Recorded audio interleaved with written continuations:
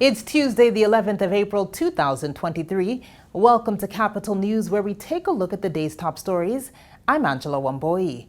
President William Ruto says that the government will not borrow money to pay public servant wages, even as he insisted that the situation is under control. Speaking during the launch of the release of the report on evaluation of performance of ministries, state corporations, and tertiary institutions, the head of state indicated that the government will source for its own funds through taxes and other means. We are well on course in running a stable economy that is not dependent on unnecessary,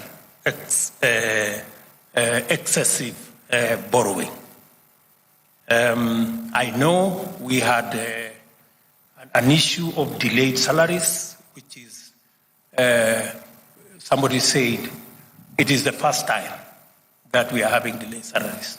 Yes, it is the first time we are having delayed salaries. But it's also the first time we are having such monumental debts.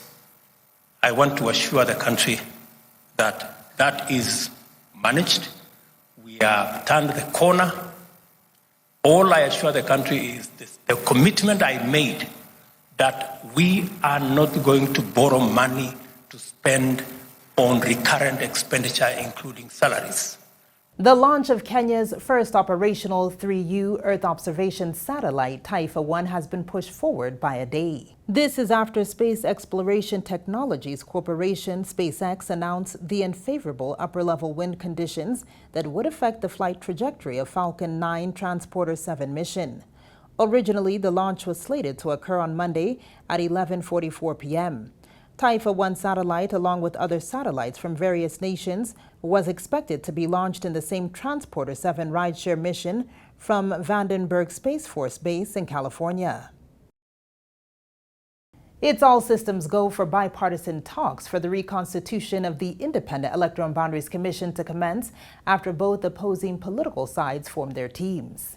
Today, the Kwanza Alliance team listed a 7-member team to engage on talks with the Azimio coalition on their behalf. Those listed include Edin Kinin, Bani Halawale, George Murugara, nominated Senator Essie Okwanyeri, Mwengi Mutuse, Lydia Haika, and Hilary Sigei. The Kwanza Alliance parliamentary group, chaired by President William Ruto, directed the team to engage with the opposition in strict adherence of the law. The parliamentary group reaffirms our commitment to the rule of law and constitutionalism and appreciates the role of the opposition to oversight and criticize government.